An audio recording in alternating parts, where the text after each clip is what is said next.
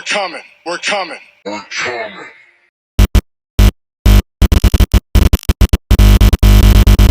How you doing?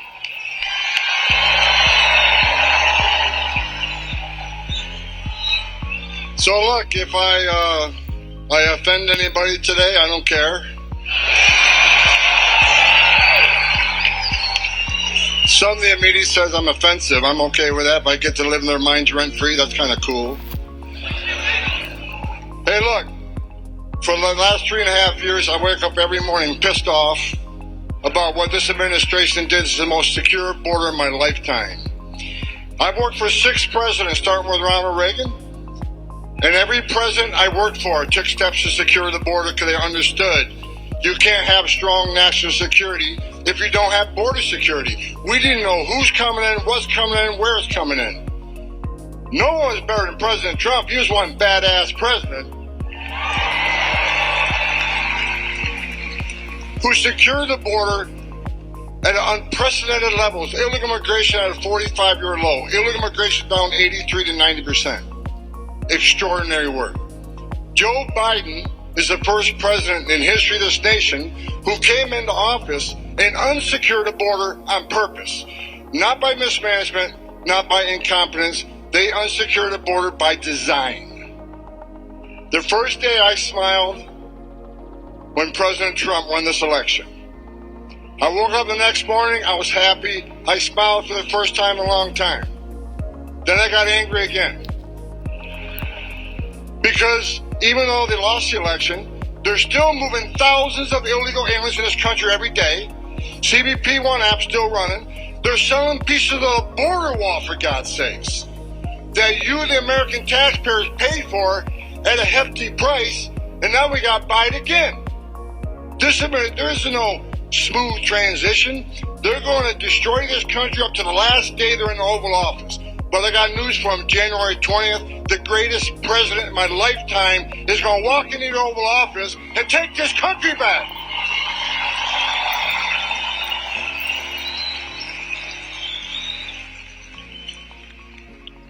President Trump called me a few Fridays ago and says, okay, you've been bitching about the border for 4 years.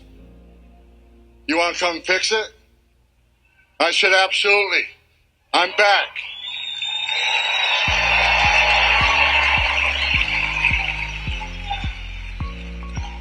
He's back. Who is this guy? His name is Tom Homan. He is a former police officer, immigration official, and political commentator who served as the acting director of U.S. Immigration and Customs Enforcement, ICE, during Trump's first term in office. He enforced immigration policies in that role. In November 2024, President-elect Donald Trump announced that Homan will return to his administration as the Border Czar, a position based in the White House rather than within an agency. As Border Czar, Homan will be in charge of policing and controlling our borders, as well as spearheading, coordinating, and overseeing one of Trump's core campaign pledges, which is conducting mass deportations of individuals residing in the U.S. illegally. I got to learn how to retire. This is the second time I got unretired to come back for this president. But I love this president because he loves this country. I love this president because he wants to secure the border. I love this president because securing the border saves lives. What Joe Biden did by unsecuring the border is this. Sex trafficking, up over 600%. Known as suspected terrorists, people on the terrorist watch list, well over 300 apprehended. President Trump, in 4 years, we had 13. We ended catch-release. Joe Biden's released at least 8 million illegal aliens in this country in violation of federal law.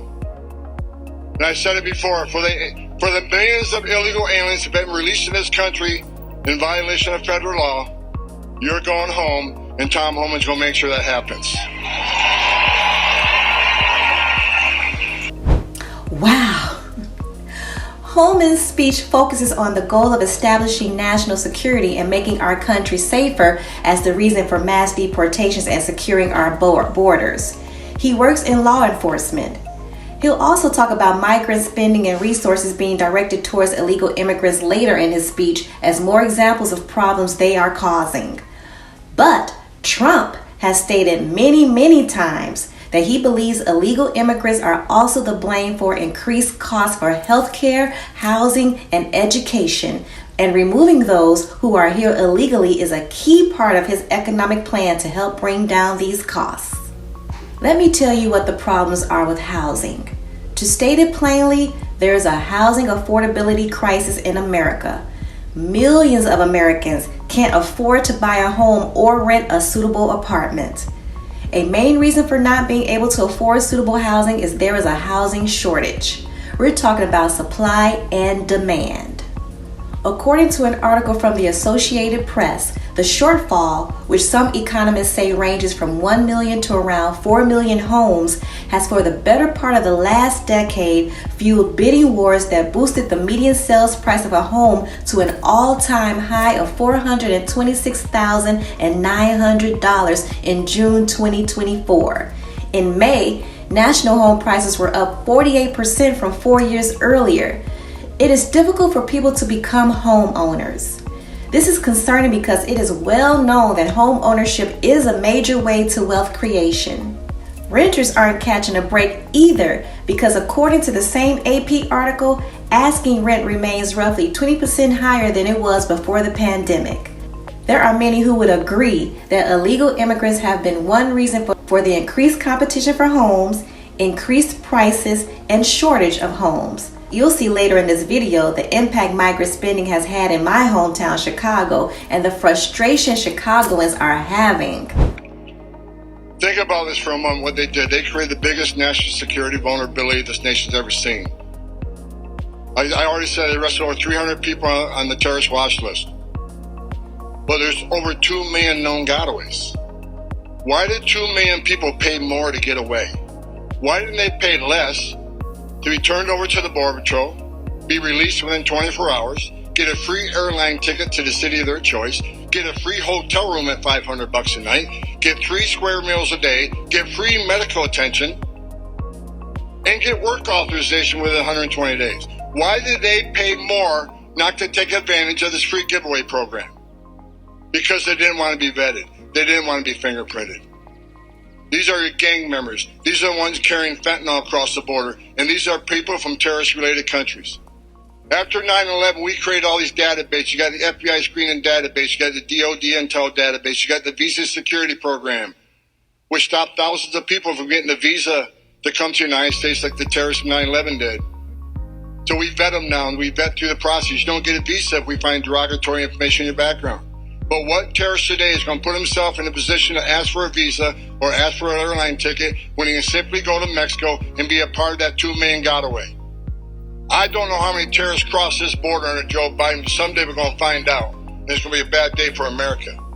When that happens, we're going to have one badass president in the White House, that's Donald Trump, who's going to make sure we respond appropriately.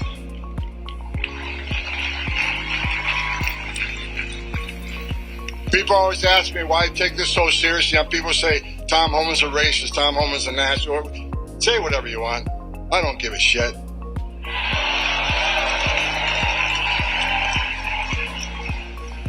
Why do I care? I care because I stood in the back of a tractor trailer with 19 dead aliens that suffocated and baked to death, including a 5-year-old little boy that died in his father's arms. Throughout my career, I've seen tragedies, held dying children. I've seen dead aliens on the trail. I've talked to little girls as young as 9 years old that were raped multiple times by the criminal cartels. They're animals. When you look into a little girl's eyes, 9 years old, who had adults take everything innocent and pure from her, you look in those eyes, and those eyes have no life in them. Her life will never be the same. That's what pisses me off. Because President Trump had us locked down. He had us locked down. And this administration came in and unlocked it. People die on the border every day. Women are sex trafficked in this country every day.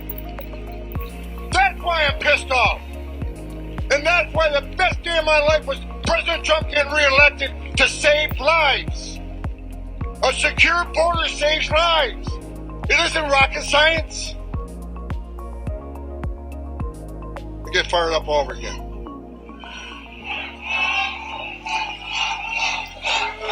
You Trump, Trump, Trump.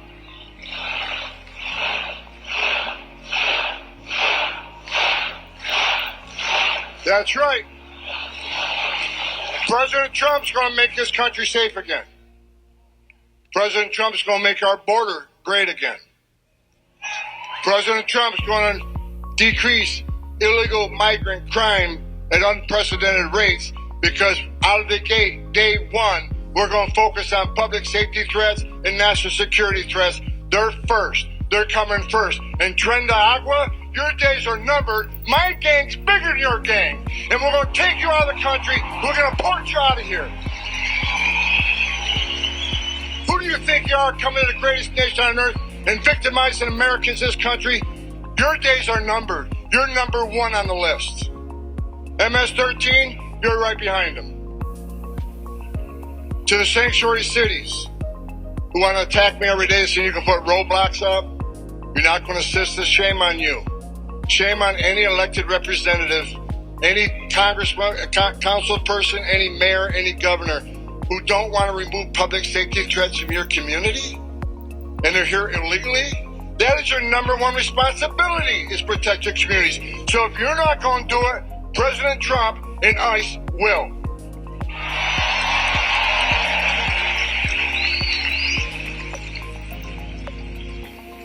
The mayor of Chicago, not a real bright guy,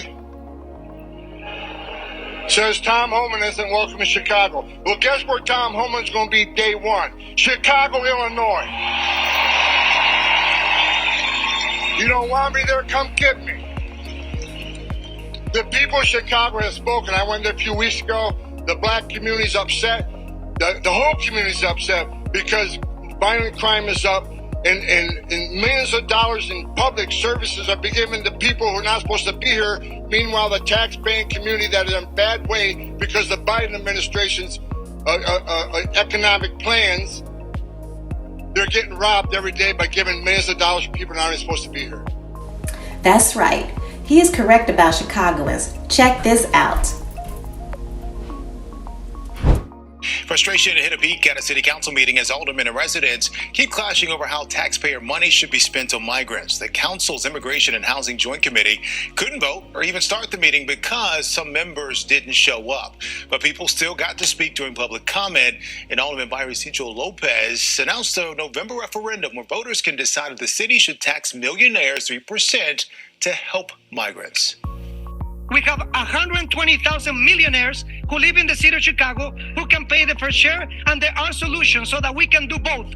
Care for new neighbors as well as the current neighbors. Are y'all lying to us? Because, see, we know that the budget stated that you guys spent $400 million on the migrants who are illegal immigrants last year. The city is currently in a $235 million deficit, which means that you guys overspent the budget to pay for people who have not paid any taxes. We are the ones who pay your salaries. Salaries. Let me accentuate on that. But yet, you want to overlook us like we don't exist. The good news is, we got 48 days before Trump take that oath. In January, ICE gonna come in and get rid of the illegal immigrants. You got Cash Patel and Pam Bundy that you're gonna have to deal with sooner than later. Then it's gonna be an audit. Then it's gonna be an indictment. Conviction. That's what's gonna happen to you. Our mayor is embarrassing us, y'all, around the world. And you all took the power back from him to say the city of Chicago is out of the business of funding illegals. We are out of the business of prioritizing non-American citizens on top of the American citizens who go out in this cold weather every day to make money to pay their taxes. Immigration is one of the top two issues, according to our polls, that voters really care about. And here at the DNC, the only time it's been mentioned has been to attack former President Trump. But there has been no acknowledgement about how the migrant crisis has affected cities like right here in Chicago. For the last 2 years, more than 46,000 migrants have come to this city. They have been sheltered in airports, and police stations, and makeshift shelters. And a lot of Chicagoans that we have spoken to, well, they feel resentful, especially those who live in the Black and Hispanic communities, because so many resources, $460 million so far, have been shifted and diverted to migrants and away from them. We have our own citizens here who's been in Chicago all their lives, their families, and they're not getting any help. They need to start with the streets of Chicago first and then help them out. I have relatives that came from Mexico or wherever, and we all had to struggle, so like everything is handed to them on a plate. I think you just want to try to regulate as much as possible. Try to put some parameters in place to make sure, a specific type of migrant is getting in and not just anybody. 2/3 of the money that Chicago has spent on this crisis has gone towards free healthcare. They've also given out $15,000 free rent stipends to these migrants. And look, Chicagoans we spoke to say there's about 500,000 folks here who are living in poverty and they could use more help. Welcome back. We are learning much more about the migrant crisis right here in Chicago. I spoke with Christina Passione-Zayas, the city's first deputy chief of staff. She gave me insight on how the crisis is impacting the city and the state financially. Already this week, 41 buses have rolled into Chicago, and that means there are now 11,000 migrants living in shelters. 4,000 are still sleeping on police station floors and staying at the airport. Now, this is really startling. 30% of migrants here in Chicago are children. Majority of them are attending Chicago public schools. Right now, the state is footing the bill for what they call temporary housing, apartments and homes that are rented out for migrants. The state is paying on the high end $9,000 in rental assistance over a 6-month period of time. With that comes help moving in and a starter kit to furnish the apartment. That rent would last for 6 months, and ideally people would have started their legal process, secured legal work authorization, and then be able to sustain that apartment. And so the cost, or I guess the payment towards the landlord, is based on market rate. It's based on the configuration of the apartment, how many rooms, where it's located, all of those things. And so it kind of varies from place to place. We ran out of time, but I did reach out to the city to see how many asylum seekers are currently taking advantage of the rental assistance program. We haven't heard back from the city on that. The city put $4 million towards helping migrants get temporary housing. The state added $38 million to that, and right now, there are only 30 to 40 case management workers from Catholic Charities working to get thousands of migrants temporary housing, and I'm told there's a push to hire more. Now to NBC5 investigates, which for months has followed the money trail tied to Chicago's migrant mission. Total spending now tops more than $400 million. Now, despite the creation of a city spending website, it's still not exactly clear where all of that money has gone. In this follow-up report, investigative reporter Bennett Haberly uncovers some new information not shared by the city. Consider these numbers. More than 6,000 people still live in city-run migrant shelters. That means costs are still adding up. Since August of 2022, the city of Chicago has spent more than $400 million, according to the city's spending website. Nearly $253 million went to one private company, Kansas-based Favored Healthcare Staffing, which staffs the shelters. Another $76 million went to Equitable Social Solutions.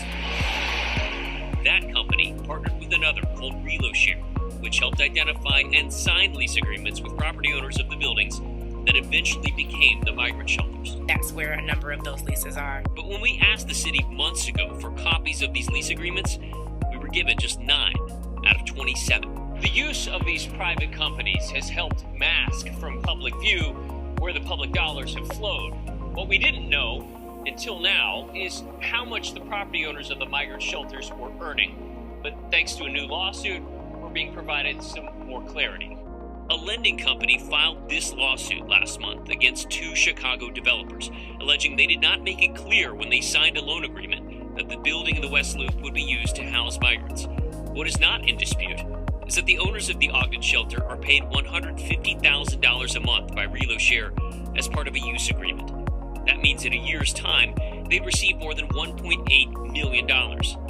The lease agreement also calls for additional payments of up to $400,000 if the number of migrants inside the Ogden shelter exceeds 650. The latest figures show more than 700 people still live here. If there are public dollars involved, shouldn't the public know where they flow? 100%. Back in March, Alderman Andre Vasquez, the chair of the City Council's Migrant Committee, told us aldermen themselves have had a hard time accounting for all the spending. That's still the question that's out there. We attempted to ask Mayor Brandon Johnson about this at the time. He said this. Again, we're meeting you right where you are. Were it not for this new lawsuit, the public would have no idea how much these property owners are earning. All right, good afternoon, everyone. Thank you. We pressed the mayor about this last week and asked if he would consider adding the information to the city's website. He said this. We have given an accurate account of how dollars have been spent. That's it? Is there anything that would preclude your administration from sharing that level of detail? There's no information that has been kept from you. Johnson then reiterated talking points he's made before, how he's renegotiated contracts to save taxpayer money, and how Congress has failed to provide additional financial relief. He also doubled down, incorrectly stating that all spending information is available. That information is available to you, sir. Not all of it, though, is, sir. I mean, that's Can you give me a specific example of what's not available? The Ogden shelter in the West Loop, that's what is spelled out in this lawsuit, that they get $150,000 just for being the property owner per month. Nowhere is that available on the city's spending website. My question, again, is simply, is there anything that would preclude you from including that level of detail? You guys have said you're transparent. Why not show it? All of the information related to the spending of this mission is available. That's where we left it. We have checked over and over again to see if additional information was added to the city's website. If it is, we'll let you know. Bennett Haverly, NBC5 Investment. And Chicago Mayor Brandon Johnson has announced that the city is facing a more than $500 million budget deficit for 2024. Now, $200 million of that his office attributes to the growing cost of caring for migrants. NBC5 Investigates has been working to follow the money in this crisis. Bennett Haverly now joins us now with more on what he's uncovered. Bennett. Marion and Alex, the more migrants who arrive in Chicago, the higher costs to the city. But exactly how that money has been spent has been a harder question to answer. They now call Chicago home. More than 13,000 migrants who've arrived in the past year and been placed in hotels, police stations, and shelters across the city.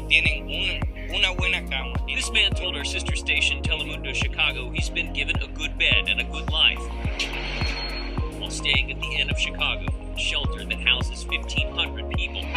For months, NBC5 Investigates has been asking city agencies for copies of financial records to better understand where the money has flowed to care for migrants.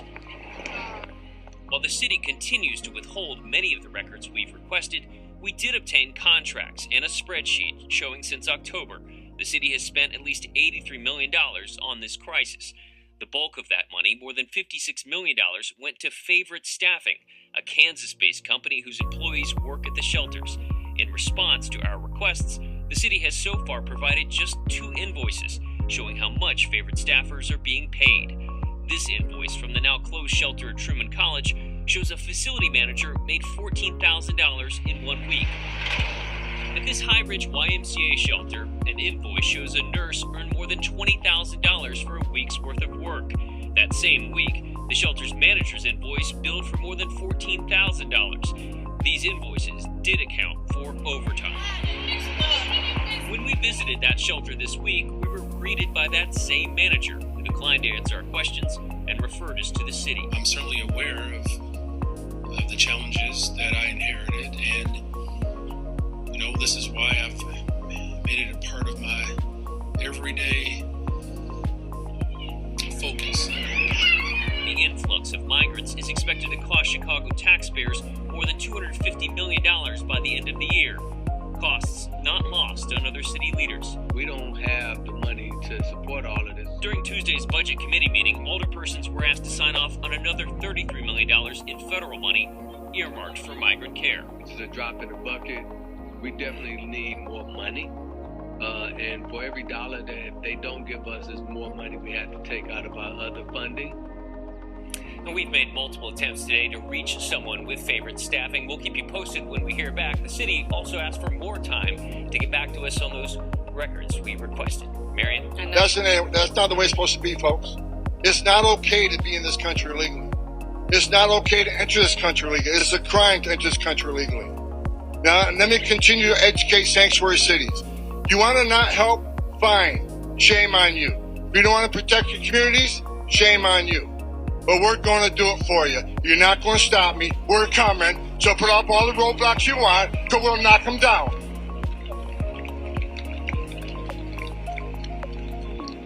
And don't cross that line.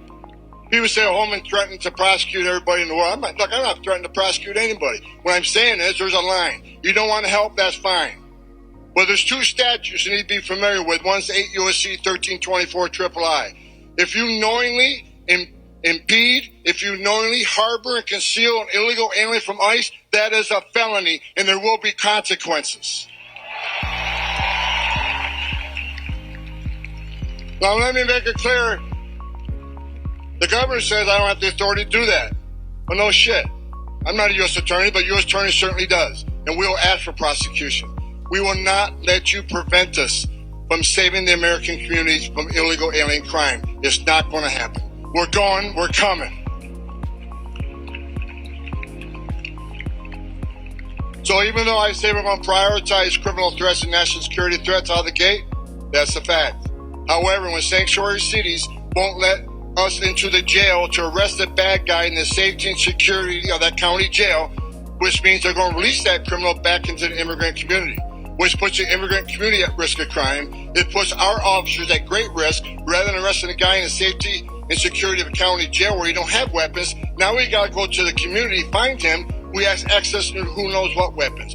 You're putting the community at risk. You're putting officers at risk. You're putting the alien at risk. And I'm going to give you exactly what you don't want. You don't want us in jail? All right, so I'll send a whole bunch of agents into your community, and we'll find the bad guy. And when we find the bad guy, he's probably going to be with others that aren't a priority apprehension. But guess what? They're getting arrested too. So you're going to get exactly what you don't want, more arrests in your communities. I don't want to do that. I'd much rather be safe for the agents to arrest the guy in the county jail, but they don't let us in. Fine. You're not going to stop us. We'll go to the community, and we will find him. You're not going to stop us. Put all the roadblocks you want. It's not going to work. We're going to do this because the American people demand it. You gave President Trump a mandate, and we're going to make sure that mandate's held up. I'm open to any ideas that could help resolve the housing crisis. I know there are challenges such as how will mixed status households be handled. Homan has indicated that this initiative will require significant resources, including an estimated $86 billion in funding and the construction of facilities capable of detaining tens of thousands of families prior to deportation. I know there is a chance that mass deportations as one solution to solving the housing crisis could backfire and make the housing crisis worse. And that's because immigrants make up a significant portion of our construction workforce and help build the houses we need. So although I'm not sure how many working in construction are illegal immigrants, getting rid of the people who have key roles in housing construction can be a bad thing. And let me say, I want to say one thing in closing. And I said it at the RNC and I meant it. The criminal cartels in Mexico have killed more Americans than every terrorist organization in the world combined. Over 250,000 young Americans have died from fentanyl poisonings. President Trump's going to hold China accountable for creating the precursors he's selling to the cartels. President Trump's going to hold Mexico accountable for not doing anything about these criminal cartels. President Trump's going to designate them terrorist organizations. And we're going to wipe them off the face of the earth. Criminal cartels I got numerous death threats. Criminal cartels make death threats against me. Bring it. Because the greatest country on the face of this earth is going to put you out of business and put you in prison. If Mexico don't do it, the United States will. President Trump will. Are you ready to secure the border? Then get on your feet. Are you ready to secure the border? Are you ready for the biggest deportation operation you've ever seen? Are you ready for President Trump to walk on this stage? God bless you. God bless America.